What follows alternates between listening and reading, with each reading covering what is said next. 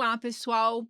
Nós estamos aqui em mais um episódio do nosso podcast GDT em Pauta, que é o podcast do nosso escritório GDT Advogadas, onde nós conversamos sobre o direito na vida real, direito empresarial, direito civil, direito do trabalho. Eu sou a Alessandra Moraes, advogada e professora de processo civil, e hoje estou aqui com a minha sócia, doutora Tatiana Guinness. Eu sou a Tatiana, eu sou sócia do GDT Advogadas e a minha área de especialidade é a área trabalhista e é um prazer muito grande para a gente ter essa oportunidade de falar com o público, com as pessoas, a respeito de questões que são tão relevantes e que às vezes as pessoas não têm acesso. E hoje nós estamos aqui para tratar de um assunto que é bastante espinhoso na vida de todo empresário, de toda empresa. É aquela situação em que a dívida da empresa pode ou não se estender para a pessoa física do sócio. Então, a pergunta central desse nosso podcast e que nós vamos juntas responder é: quando é que o sócio da empresa responde com o seu patrimônio pessoal pelas dívidas da empresa?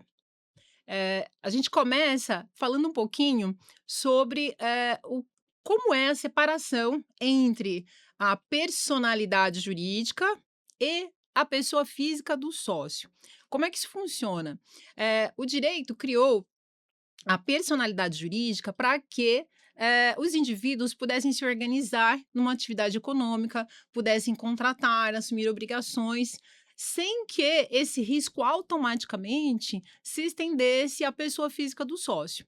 Então a regra é a separação entre a pessoa jurídica ou o CNPJ, vamos dizer assim, né, do jeito mais simples para todo mundo entender, e o CPF. Essa é a regra. Só que nem sempre isso funciona dessa forma, porque às vezes acontecem abusos dessa estrutura, não é, Tatiana?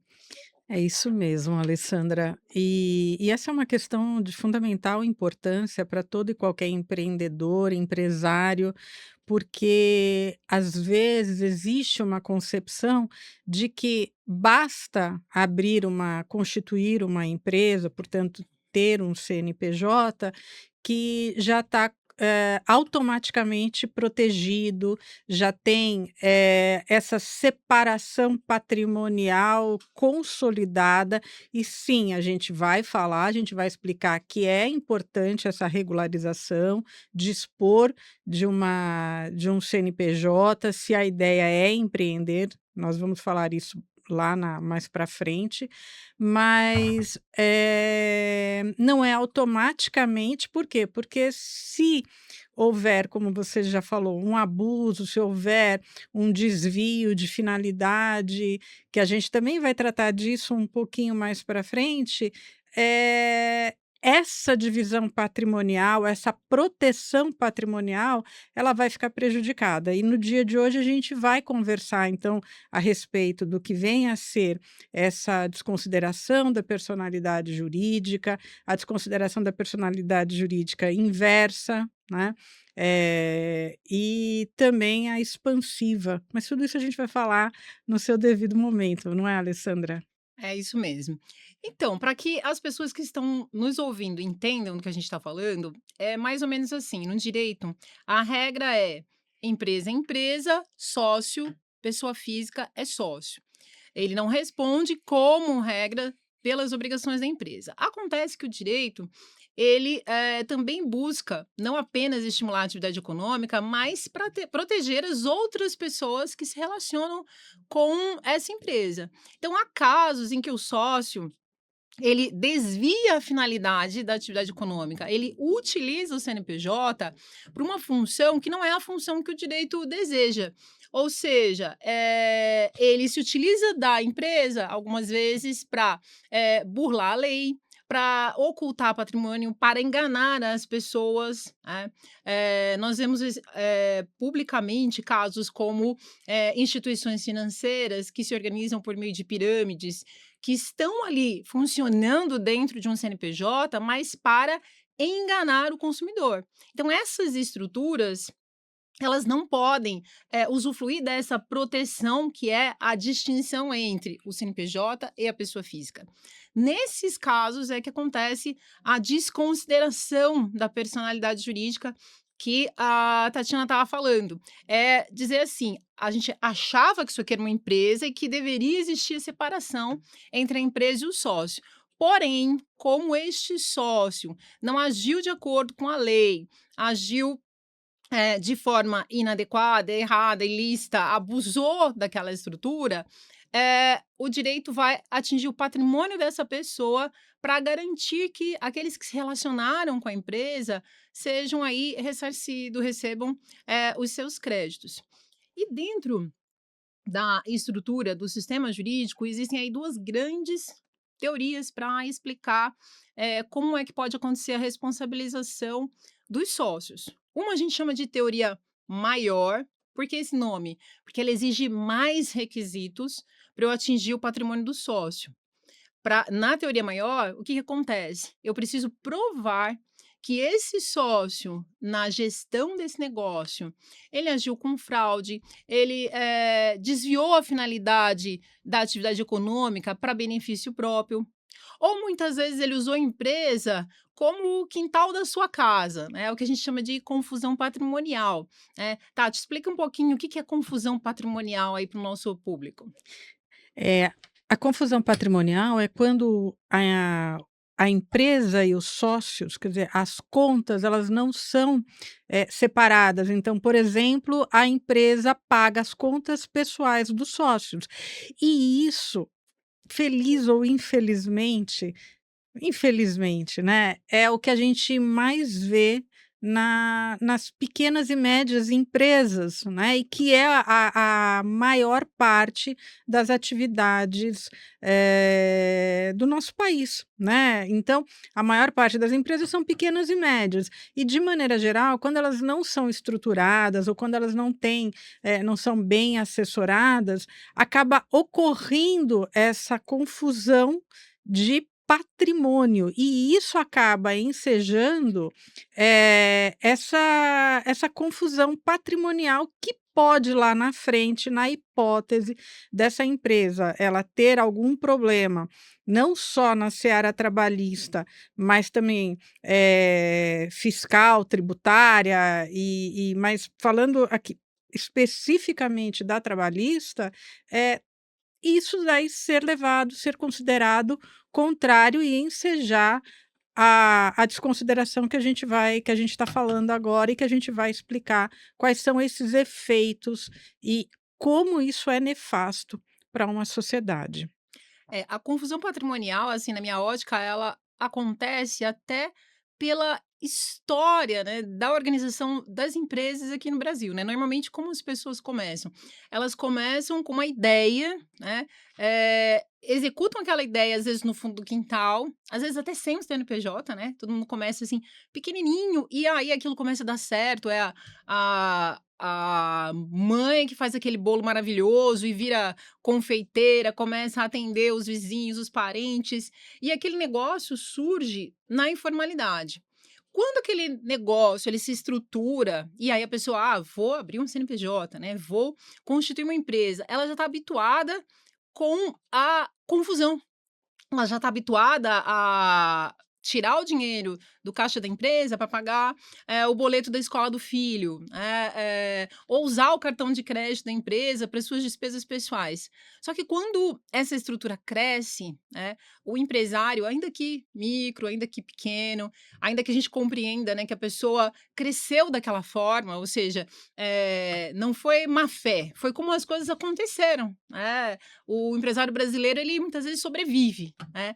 E aí ele se habituou com aquela estrutura, só que ele tem que entender que quando ele se formaliza, aquela, confusão toda, ela não pode continuar, sob pena de, se continuar, ele responder com os seus próprios bens pelas dívidas da empresa.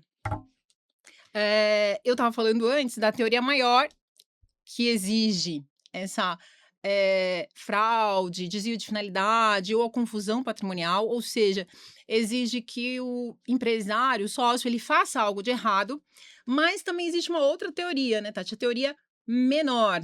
E eu vou deixar você falar da teoria menor, que você conhece ela melhor do que ninguém. Alessandra, mas antes então, só para ficar bem claro para o nosso público, o a teoria maior então não basta a alegação de inadimplemento, é isso? Não, é isso mesmo. Ou seja, a empresa ela pode ter dívidas, ela pode passar por dificuldades, e isso por si só não é ilegal, não é ilícito, não acarreta um problema jurídico para o sócio, né. A questão aí na teoria maior é a prática de gestão nesta empresa. Essa gestão, ela foi uma gestão profissional, juridicamente adequada, com separação entre o que é o patrimônio da empresa, o que é o caixa da empresa e o que é a vida pessoal, deste sócio, né. A finalidade econômica da empresa, ela estava sendo cumprida, era esse o objetivo, ou seja, o objetivo não era esconder bens, o objetivo não era, enganar ninguém. Então se, esse empresário que estava fazendo tudo direitinho, mas ainda assim se tornou devedor, para a teoria maior, não basta o débito, né. Ele tem que ter agido de alguma forma irregularmente para que ele seja pessoalmente responsabilizado. É isso que é a teoria maior. É. Já na teoria menor, não é bem assim. Na teoria menor, ela é mais ampla, eh, inclusive durante muito tempo, né, a Justiça do Trabalho era a teoria menor que ela adotava, e isso tem uma razão de ser, embora muito criticado pelas outras áreas do direito, sobretudo os civilistas, né. Mas, na verdade, a teoria menor ela não tinha essa exigência de tentar, justificar, né, que houvesse a justificativa do desvio de finalidade, essa comprovação do desvio de finalidade ou de abusividade. Em linhas gerais, basicamente, quando a existência da empresa, a personalidade jurídica, ela se tornava um entrave para conseguir o adimplemento da obrigação, ou seja, o pagamento da dívida, especialmente na Justiça do Trabalho, considerando a natureza alimentar do crédito trabalhista, quer dizer, envolve a subsistência, a sobrevivência do trabalhador.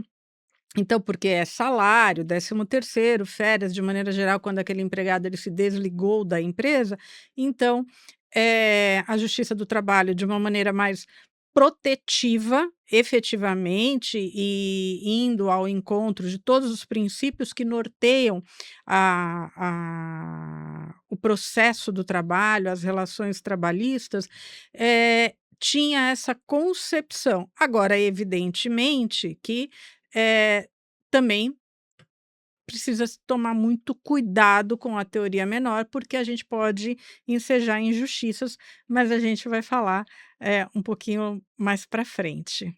Eu vou até fazer uma brincadeira, falando dos civilistas, e é verdade, né, nós civilistas achamos um absurdo, assim, a forma como a primeira instância, principalmente, né, da Justiça do Trabalho, desconsidera a estrutura da empresa e ataca o patrimônio dos sócios. Até um civilista famoso, o professor Flávio Tartucci, que ele fala que não é nem teoria menor na Justiça do Trabalho, é teoria microscópica. Você perdeu o RG ali na frente do Fórum Trabalhista, você estando no contrato social, você vai ser ter conta bloqueada, você vai ser, de alguma forma atingido pela execução. Mas isso é uma brincadeira só entre nós aqui, é uma brincadeira interna.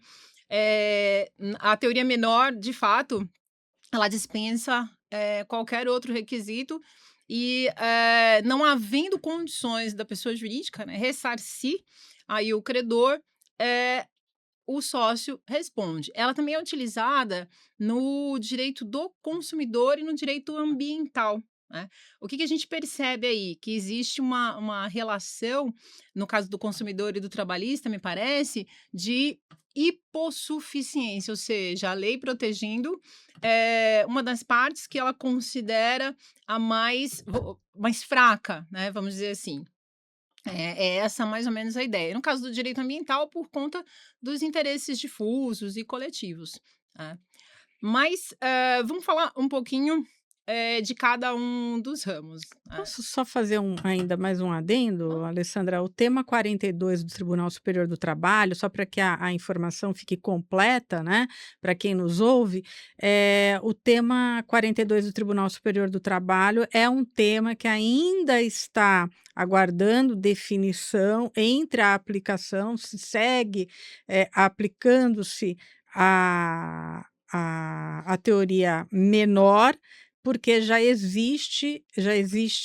existem outros julgados, né, já existe um outro entendimento, que é o tema 23, que estabelece, que prevê, né, a aplicação da teoria maior na hipótese de empresas que estão em recuperação judicial. Então, permitindo, inclusive reconhecendo a competência da Justiça do Trabalho, é importante só para que a gente deixe, porque senão alguém pode falar: "Ah, mas foi falado que usa a teoria menor", não, existe ainda essa discussão jurisprudencial e que a gente aguarda uma definição, né.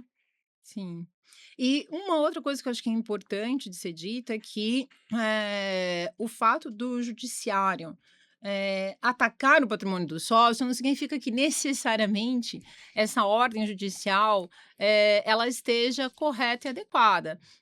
O sócio, quando atacado em seu patrimônio pessoal, ele tem o direito de se defender.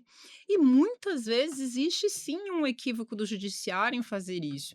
Nós tivemos um caso emblemático no escritório, em que uma cliente nossa, após dez anos ou um pouco mais até de divórcio, ela teve todas as contas bloqueadas por força de uma execução fiscal contra a empresa do ex-marido, sendo que ela já havia se retirado do contrato social, ela nunca havia sido administradora, e ela estava divorciada há mais de uma década, né. Ou seja, o absurdo da situação que faz com que essa pessoa, precise se defender, né, e demonstrar, porque no direito tributário, também se aplica a teoria maior, não basta que a pessoa esteja lá no quadro societário e por conta disso, não havendo bens na empresa, a execução se transfere, para a pessoa do sócio, isso não acontece.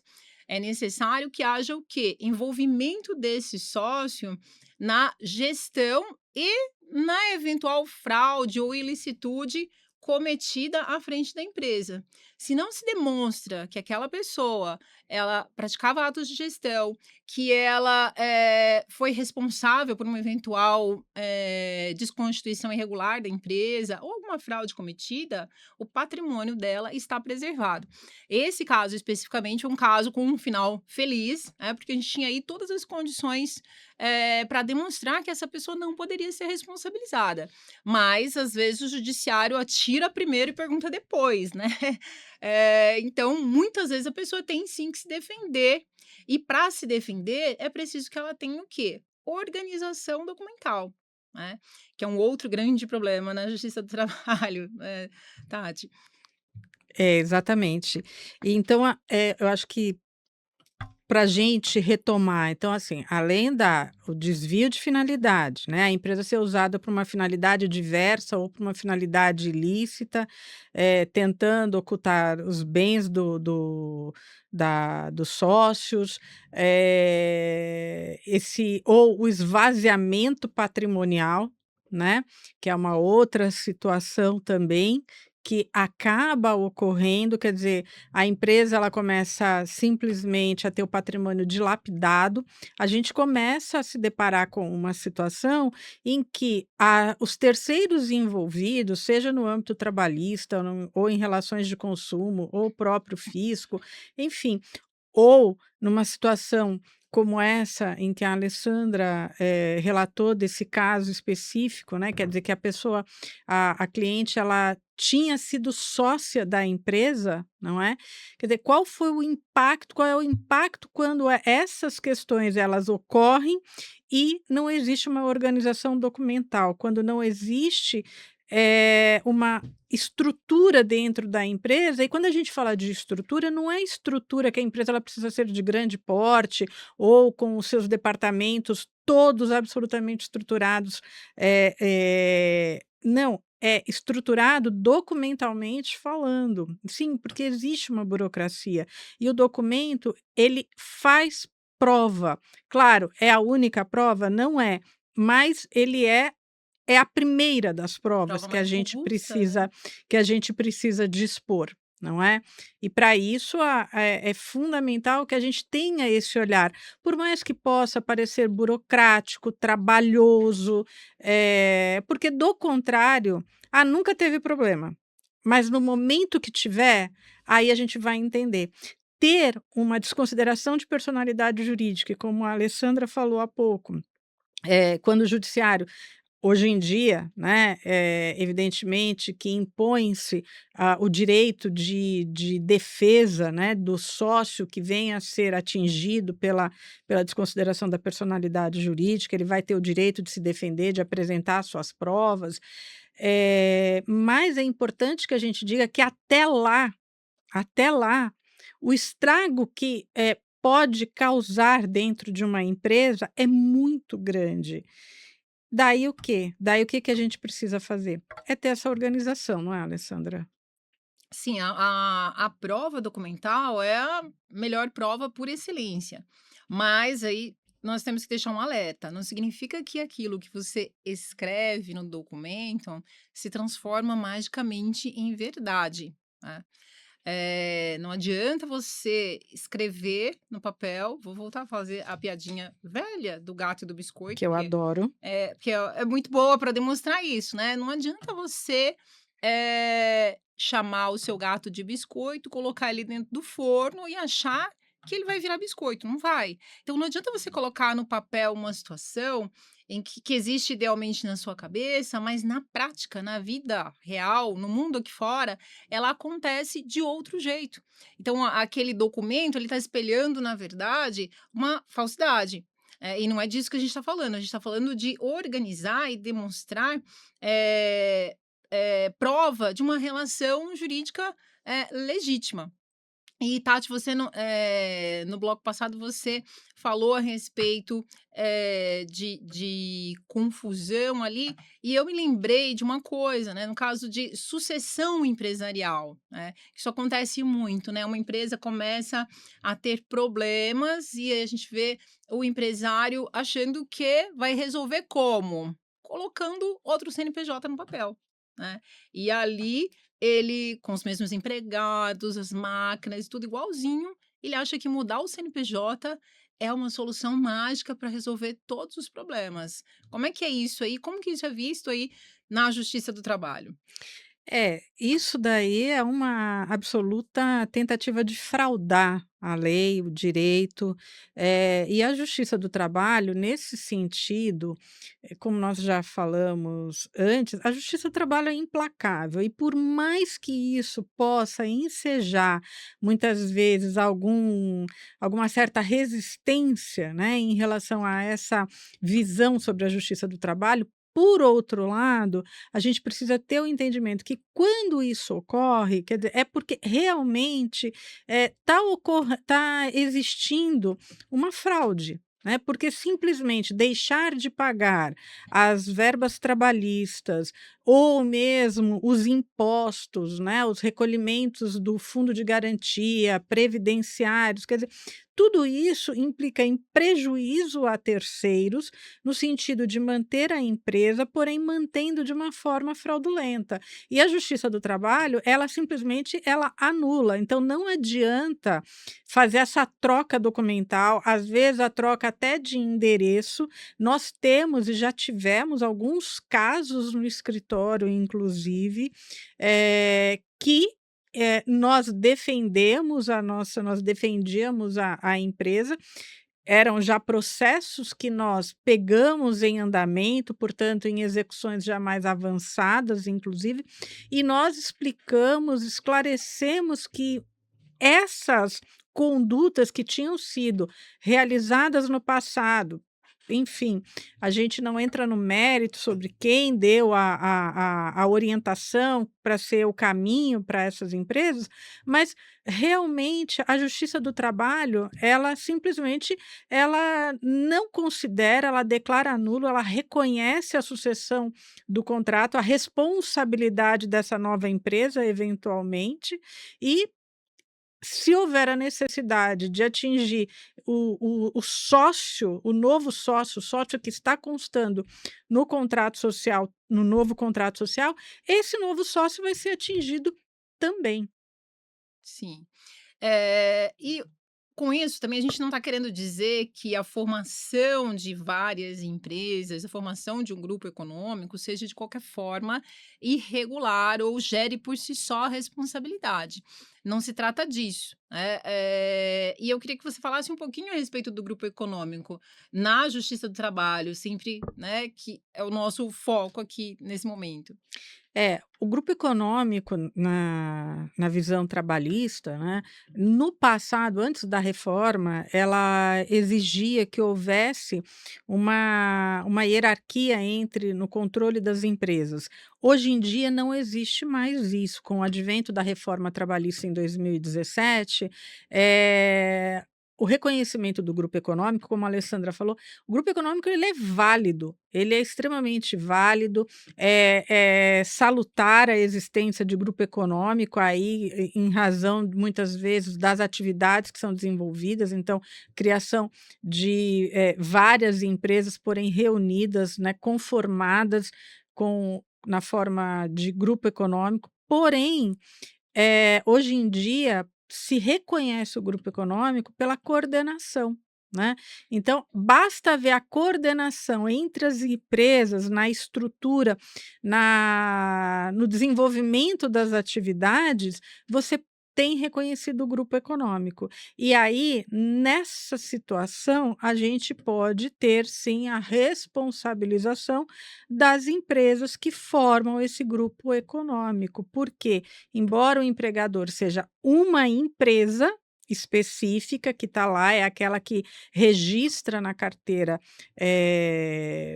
de trabalho, porém, no contexto da estrutura da atividade, existe essa coordenação, então em que há uma interdependência entre as empresas, portanto elas são beneficiadas e por conseguinte, responde também. Ou seja, não basta que exista a identidade de sócios, ou que os sócios sejam da mesma família, por exemplo. Isso por si só não caracteriza o Não. grupo econômico. Não, não caracteriza, não é necessariamente o fato você pode ter pessoas de uma mesma família que inclusive tenham atividades que Similares. explorem atividades similares, parecidas, né, com lá o KNAI no contrato social, né, registrado com o KNAI estabelecido que são similares ou alguns mais amplos e outros não, quer dizer, ter uma ampliação também de KNAI dentro de uma própria empresa, isso não significa fraude, e você ter sócios, membros de uma mesma família, mas que exploram essas atividades que são similares, isso não significa necessariamente grupo econômico e eventualmente podem inclusive uma empresa ser cliente da outra, isso não invalida, né, então assim, isso é um equívoco muito grande. Agora, o que importa é a realidade, né, então como que é o desenvolvimento dessas atividades, mas não significa que eventualmente você pode ter os membros de uma mesma família, inclusive fazendo parte de outra atividade e que não tem nada a ver com uma outra empresa, que não tem nada a ver com aquela atividade profissional, né, com aquela atividade econômica que está sendo ali explorada. Não guarda relação. Sim, na verdade o que a gente está querendo dizer aqui é que nós não estamos demonizando as estruturas, o grupo econômico, a holding, todas essas estruturas empresariais, elas, se organizam, a princípio, de forma lícita e juridicamente estruturada. O que, a desconsideração da personalidade jurídica, acarreta, é olhar para essa realidade e dizer assim: "Não, mas isso está funcionando não do modo como deveria funcionar, do modo como o legislador projetou que deveria funcionar. Está funcionando de uma forma, irregular, para cobrir alguma ilegalidade, para cobrir algum desvio de finalidade". Então, as estruturas societárias, elas existem validamente perante a lei, continuarão a existir, são excelentes instrumentos de planejamento, inclusive, né, mas elas não podem ser utilizadas para lesar outras pessoas. É sobre isso que a gente está, falando hoje aqui. E, particularmente, eu gostaria de trazer um caso aí, real, né, da mídia, e que, gerou muita discussão, que é o caso das lojas americanas, Por quê? Porque é uma sociedade anônima de capital aberto, ou seja, né, tem ações vendidas, na bolsa. E essas ações viraram praticamente pó, há alguns meses atrás, por conta de uma suposta, eu vou falar suposta, porque a gente não pode, afirmar que existe, a gente não tem acesso aos autos, a gente não viu provas, ainda não existe um julgamento definitivo, mas, o valor das ações caiu drasticamente por conta de uma suposta fraude contábil. E nesse caso, como nós estamos falando de uma estrutura, diferenciada, né, que é a estrutura das sociedades anônimas, a grande pergunta é: "Mas e aí, aquele investidor, aquele pequeno investidor que de repente colocou, todas as economias da sua vida nas ações, né, das lojas americanas, que comprou o papel lá por R$ 30 e no dia seguinte viu o papel valendo 3. Como é que fica diante dessa situação, né? Particularmente neste caso, o que a gente, tem, em termos de desconsideração aí, ou melhor, responsabilização, nesse caso, dos controladores ou dos gestores, eventualmente até de quem fez, a auditoria contábil, né.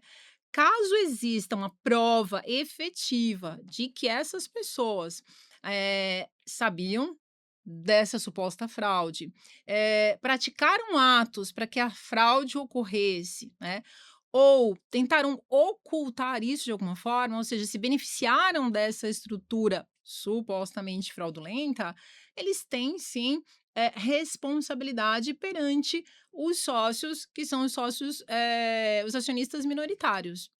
Por quê? Simplesmente porque eles detêm a maior parte do capital social? Não.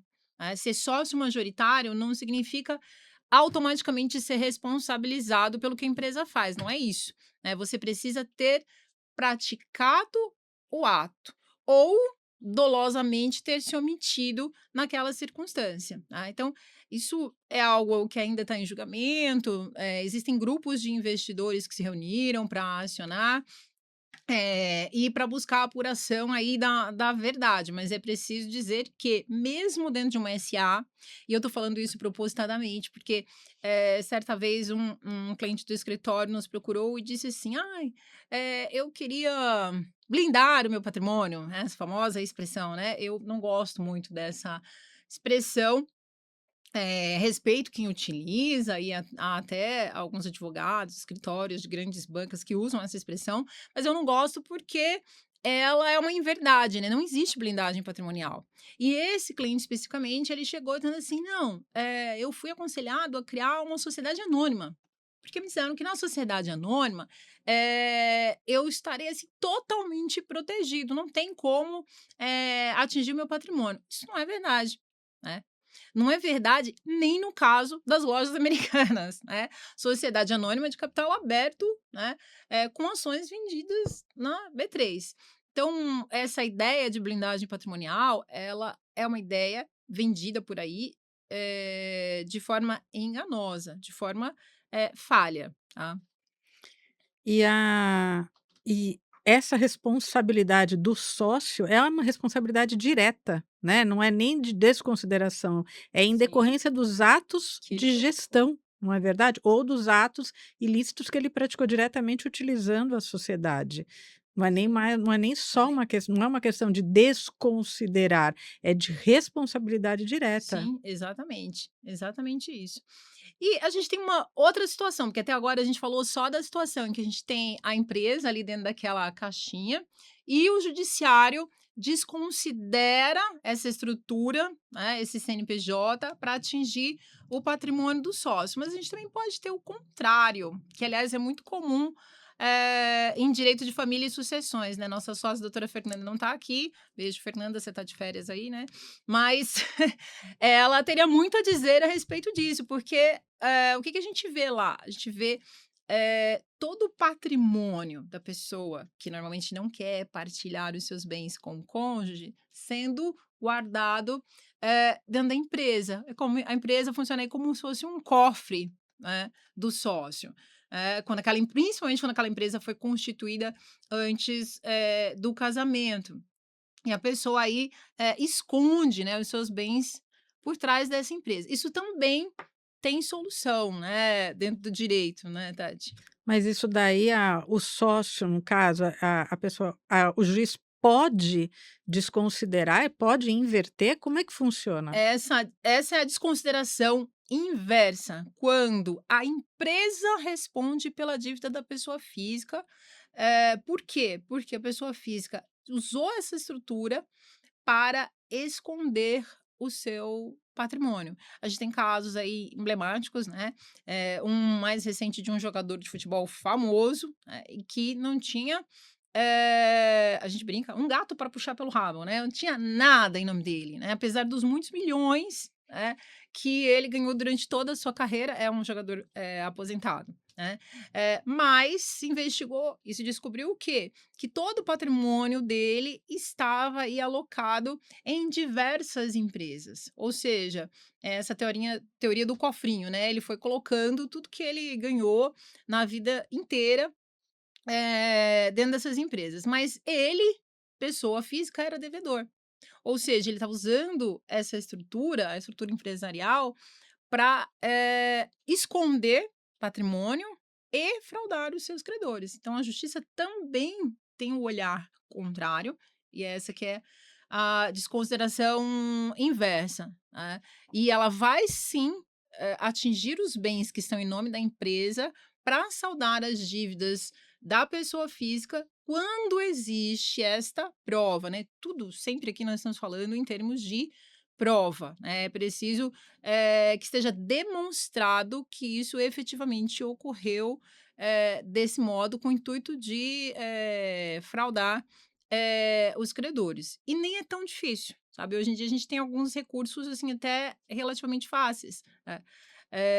Esses dias conversando com outro colega advogado, ele comentou que conseguiu provar confusão patrimonial através das, contas e cadastro do iFood. Porque a pessoa física, ela pedia refeições na sua casa e pagava com um cartão de crédito de uma pessoa jurídica, né. Ou seja, a conta era da empresa e, pagava as refeições que ele fazia em casa. E essa E só para ficar claro, não era o vale alimentação nem o vale refeição, tá, pessoal? É cartão corporativo mesmo. exatamente. Então, hoje não é mais, assim, simples, né, como as pessoas acreditam, né, fugir, né, da justiça.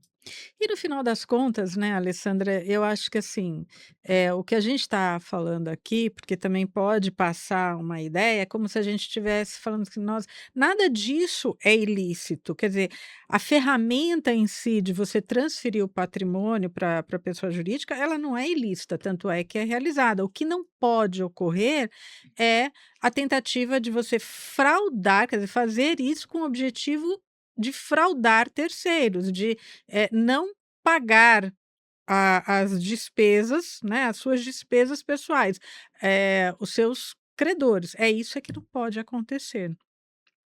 Exatamente, o que a lei coíbe é a fraude, o ilícito, o desvio de finalidade.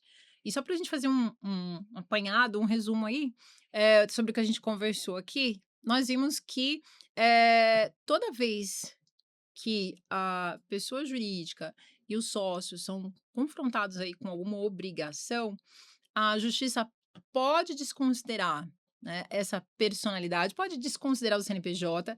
E detalhe, isso não significa que o poder judiciário vai extinguir a empresa, né, a empresa acabou porque houve a desconsideração, não. É algo pontual, né, é uma responsabilização que vai acontecer para uma obrigação específica.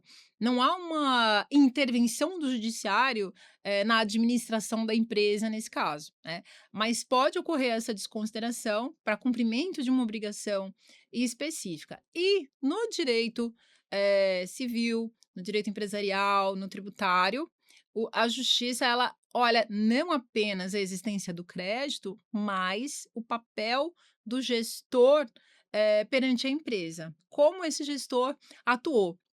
Então, por isso que, nós falamos e repetimos sempre que é necessário contar com uma consultoria estruturada, antes de praticar determinados atos, de firmar determinados contratos, consultar um advogado para saber se você está realmente, praticando aquele ato da forma correta, né, porque hoje, principalmente com as mídias, as redes sociais, às vezes se espalha muita desinformação, né. Então é importante que cada, contrato firmado, cada ato praticado, seja praticado com uma consultoria correta. E, de outro lado, na Justiça do Trabalho, a gente tem, a princípio, né, a primeira instância ainda atuando dentro daquela teoria menor, mas como você disse, existe uma discussão aí aguardando o julgamento, não é, Tati? Isso, exatamente, que é a discussão, é o julgamento do tema 42 lá no Tribunal Superior do Trabalho.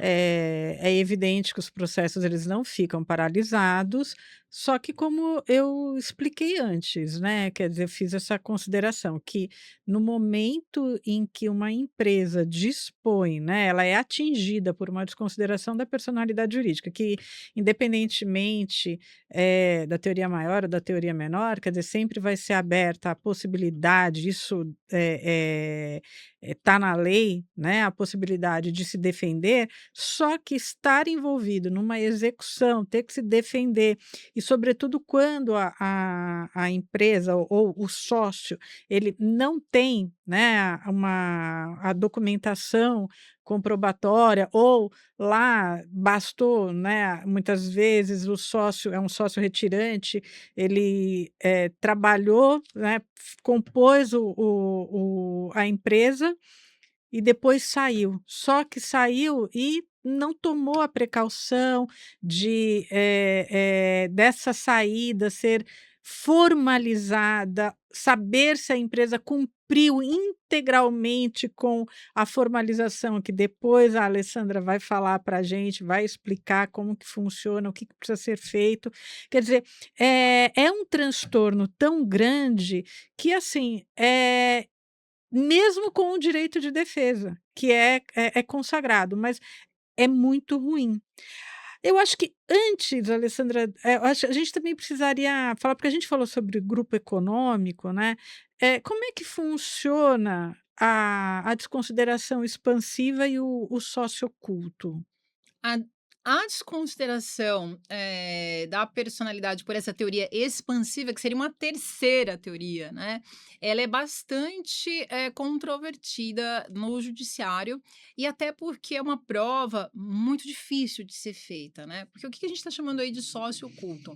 É o famoso laranja, né, acho que todo mundo já ouviu essa expressão. O que que é um laranja? É uma pessoa que empresta o seu nome, o seu CPF para ser usado dentro de uma empresa, mas efetivamente quem manda, quem gere, quem coordena, quem dá todas as ordens dentro da empresa não é esta pessoa, não é esse laranja, é uma outra que é o proprietário real do negócio, né. Ou seja, a gente chama dele de sócio oculto, né, mas na verdade ele é o dono de verdade, né, de tudo aquilo. Essa estrutura que claramente já é criada, né, com intenções não muito lícitas, ela é uma estrutura bem difícil de ser comprovada, como eu disse, porque os documentos dizem uma coisa, né, mas, a realidade diz outra. E sempre o que a gente vê em casos como esse é que a pessoa, afirma que é meramente um administrador, um gerente, né. De novo, trazendo, o debate aí para os casos reais e concretos, nós temos um caso aí na nossa mira, obviamente que eu não posso dizer nomes nem detalhar, né, mas, se trata de uma, dissolução de união estável, em que o companheiro, ele, utiliza, supostamente, né, segundo a narrativa da esposa da companheira. Ele utiliza uma empresa que está no nome de uma outra pessoa, foi propositadamente colocada em nome de uma outra pessoa, como seu cofre pessoal, ou seja, todo o trabalho de 20, 30 anos de união foi direcionado para essa empresa, da qual formalmente ele não faz parte. Porém, ele se apresenta como dono, ele dá ordens e no papel o que existe é um salário que ele recebe. Um salário, e aí que nós pegamos a pessoa, né? Um salário extremamente simbólico para todos os sinais exteriores de riqueza que ele emana, né, o carro que ele usa, a escola onde os filhos estudam, a fatura do cartão de crédito, quer dizer, como é que é isso? Ele ganha um salário de, vamos falar aqui hipoteticamente, R$ 5.000, né, mas ele vive como alguém que tem uma receita de 50.000, né. Então as coisas, não batem, né, ou seja, não existe crime perfeito aí nesse caso. Mas não estou dizendo que seja fácil, é uma prova, realmente complicada, até porque, principalmente no processo civil, os juízes, e com razão, né, eles, resistem bastante a quebrar sigilo fiscal, tá. E seria o que aí, nesse caso, demonstraria a ilicitude, né. Mas quando a gente fala de teoria expansiva, a gente está falando de responsabilizar uma terceira estrutura, vamos chamar assim de estrutura, né, sem que aquela pessoa, aquela estrutura esteja ali dentro do contrato social, né, sem que o documento diga, né, que aquela pessoa tem que responder pelas obrigações ou pela dívida, né. Nesse caso, observa, o laranja que está no contrato social, ele teria que partilhar, né, esse patrimônio todo que está lá dentro da empresa com esta mulher, né, que está sendo lesada, porque ela viveu aí 20, 30 anos do lado, dessa pessoa, de alguma forma, ainda que na educação dos filhos, na gestão da casa, isso não importa, né, ela ajudou aquele homem a crescer financeiramente, mas tudo que foi sendo adquirido foi sendo colocado dentro de uma empresa que está em nome de outra pessoa. De todo modo, aí fica aquela questão, quer dizer, não significa que o simples fato de não constar no contrato social não implica num risco, porque a realidade demonstra outra. Então, em que pese seja difícil a comprovação, mas não é impossível, não é? Exatamente, né. E aí, o nosso recado é: não existe, blindagem patrimonial, não existe estrutura que vá proteger efetivamente, num sentido aí ruim, né, de proteção, né, no sentido de burlar a pessoa das obrigações que ela tem. O que efetivamente protege a pessoa é ela agir e atuar com a lei. E com a consultoria adequada, né, pra saber como aplicar a lei ao seu negócio. Porque muitas vezes a pessoa efetivamente chega até nós dizendo: "Olha, mas eu nunca tive a intenção de fazer nada de errado". E, de fato, nunca teve mesmo. A gente percebe que a pessoa está sendo ali totalmente honesta e sincera. Então, a pessoa estava de boa fé, mas ela não sabia, né, por não ter se assessorado da forma correta, que aquilo que ela estava fazendo não era o jeito certo de fazer, né. O problema é que só a boa-fé, Não ela não resolve. é ela não é acolhida como uma defesa, né, no momento de um problema, de um caso concreto. E o que que faz com que um sócio ele não seja automaticamente responsabilizado, Alessandra? Acho que vale essa abordagem, né, para a gente também esclarecer aí para o nosso pessoal. Basta o sócio minoritário, ele pode ser responsabilizado? En então, o percentual de participação do sócio não é o que determina a responsabilização. O que determina é a atuação efetiva desse sócio perante a empresa. Então ele pode ser um sócio majoritário, ter a maior parte da empresa e efetivamente não ser o administrador, por exemplo, não ter praticado nenhum ato e com isso ele conseguir, se eximir, de responsabilidades, né. Inclusive, essa é uma das coisas que a gente alerta aquele que vai constituir uma empresa, né.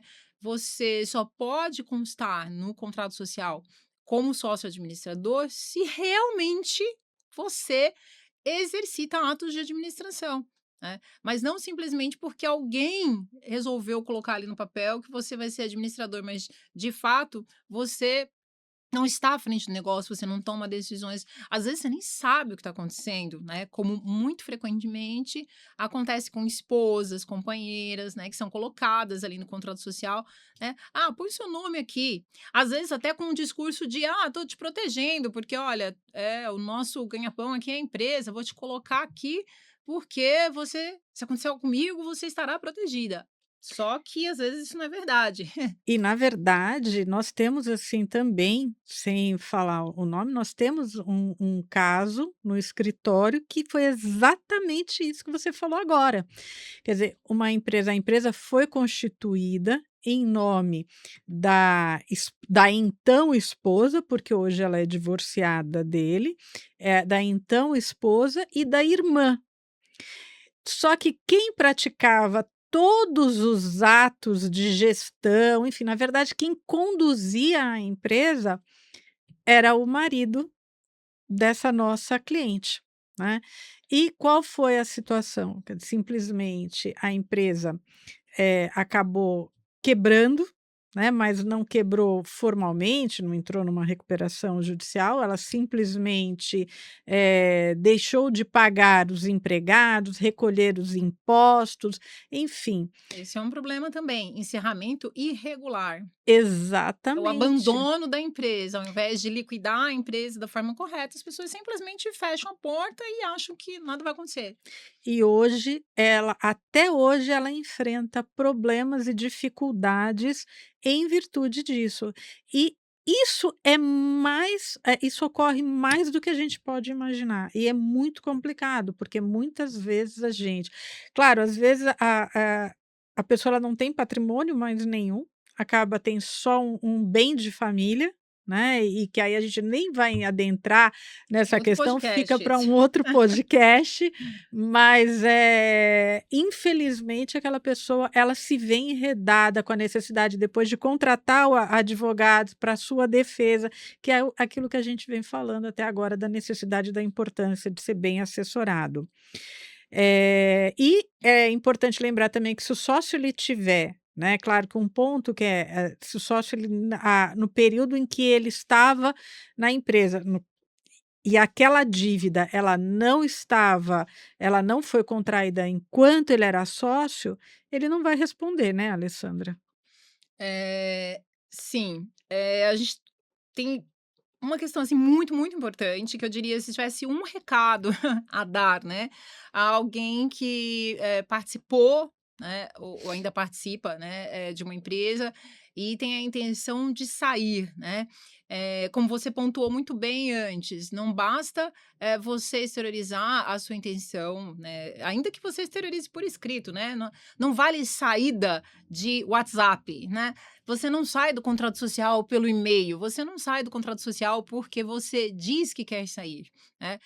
E mais, além de ser necessário que haja uma alteração do contrato social por escrito, não basta que essa alteração fique ali guardada na gaveta.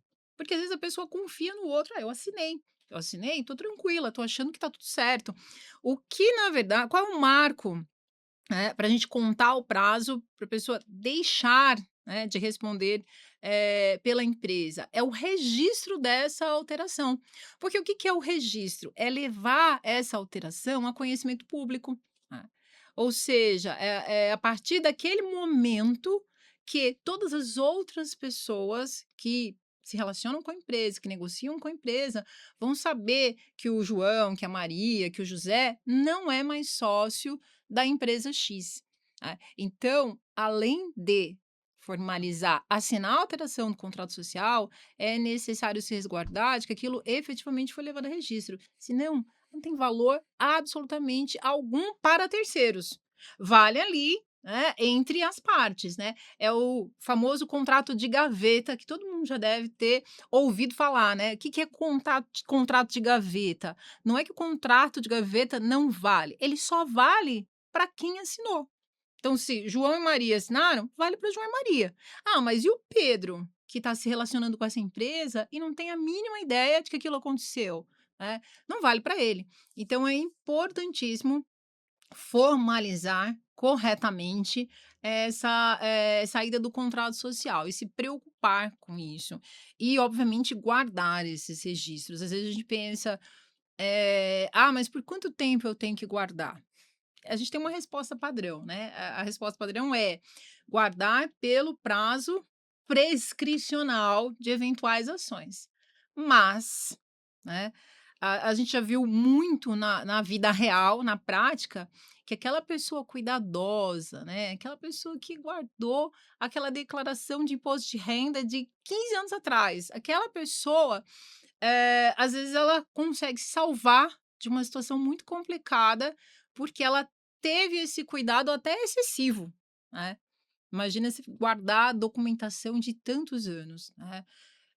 Mas, isso acontece, né, quando você tem, relações que vão ao longo do tempo, e há, né, esse caso mesmo da execução fiscal, era uma execução fiscal de se eu não estou enganada, 1992. E o bloqueio das contas aconteceu em 2018. Olhem só, né, quantos anos, décadas, né, se passaram até que aquela pessoa fosse atingida.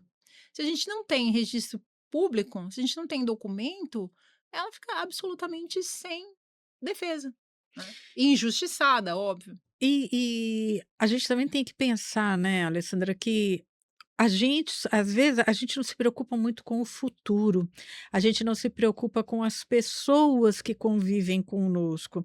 Então, muitas vezes, a gente tem ali a condução do nosso da nossa empresa, e a gente faz da forma como a gente acha que é o certo, necessariamente não é o certo, às vezes faz com uma intenção, sim, de fraudar, outras não, outras é como você falou, não tem o conhecimento, embora não ter o conhecimento não é possível ser alegado, é possível, mas não adianta nada, né, De para jeito pra algum, fim né. de defesa. Eu não sabia. É, então agora só que a gente não pode esquecer que somos, passageiros, né, então a gente também pode ocorrer a morte do dono daquela empresa, do sócio daquela empresa, do proprietário, e aí a família fica como? Não é verdade? Quando é algo que está completamente desestruturado, bagunçado, então todos os seus atos ou as suas omissões naquele momento vão ter um Complexo. reflexo na vida daquelas pessoas daqueles entes queridos que tanto, muitas vezes, se trabalhou tanto para poder proporcionar uma condição melhor para aquelas pessoas. O que que pode ser feito, Para o Alessandra? bem e para o mal, né, você vai determinar a forma como você vai ser lembrado, né, para a próxima geração. A gente tem inúmeros, documentos societários que podem, resolver, né, essa situação. Nós temos acordo de sócios, para empresas familiares existem protocolos familiares, onde aí o patriarca ou a matriarca, aquele que comanda a empresa que é familiar, ele pode deixar por escrito a forma como ele quer ser sucedido e os demais sócios, podem, concordar ou pontuar, aquilo que eles desejam que aconteça numa eventual sucessão. Então, existem formas de preparar uma empresa para uma sucessão tranquila, para uma sucessão, natural, onde a empresa, sobreviva e a família também, né, porque a gente está falando de uma mistura das 2 coisas, né, a empresa que foi às vezes fundada pelo avô, pelo bisavô, pelo tataravô, que foi vindo, né, de geração a geração e que aquelas pessoas querem que sobreviva e de forma extremamente legítima. Mas às vezes pelo descuido de quem naquele momento está à frente da administração, seja porque a gente tem uma tendência, né, a gente achar que nós somos eternos, né, que nada nos acontecerá, acontece com os outros, com a gente não, né. Mas acontece a todo tempo, então é preciso que exista essa preocupação, que o gestor pense, né: "Se eu não estiver aqui, aqueles que vão me suceder sabem, né, como fazer isso? Eles têm conhecimento sobre todas as coisas, sobre como é a atividade, sobre o que eu gostaria que fosse feito, como fosse feito?" E a gente tem sim instrumentos jurídicos para resolver, para solucionar essas questões. É, e mesmo, na verdade, assim, mesmo quando a gente não precisa nem ter ocorrido um caso de morte, às vezes de uma doença incapacitante, e depois gerar um transtorno no seio da família, né, porque às vezes a família nem quer continuar, às vezes os filhos não querem continuar com aquela empresa, com aquela atividade, então só que gera um impacto, ao passo que se tudo estiver correto, documentado, de uma forma estruturada, como nós falamos, adequadamente, corretamente estruturada, as pessoas que ficam, né, ou que precisarão tomar algumas decisões, elas vão poder, por meio também, sempre a gente recomenda que sempre sejam realizados por meio de uma assessoria jurídica, né, uma assessoria jurídica séria, para que possam tomar as medidas com o menor impacto possível, né. Tati, a gente podia ficar aqui a tarde inteira falando sobre esse assunto ou sobre outros, né, mas, nós chegamos ao fim do nosso episódio, e eu gostaria de agradecer a presença, a audiência, né, dos nossos, ouvintes, e dizer que nós estamos nas redes sociais, nosso Instagram é GDT_advogadas, e que, eu estou no Instagram com, o arroba prof. Alessandra Moraes. Como é que podem te encontrar, Tati, no Instagram ou em outra rede social? No Instagram do escritório, GDT Advogadas, @GDT Advogadas, também no nosso pelo nosso site, onde tem o contato do nosso escritório, o WhatsApp do nosso escritório, e que é gdtadvogadas.com.br. Quero agradecer também a audiência e dizer, né, que tudo aquilo que a gente falou aqui, na verdade, não é um problema, né, não é insolúvel e dá para se resolver. Muito É obrigada. isso aí.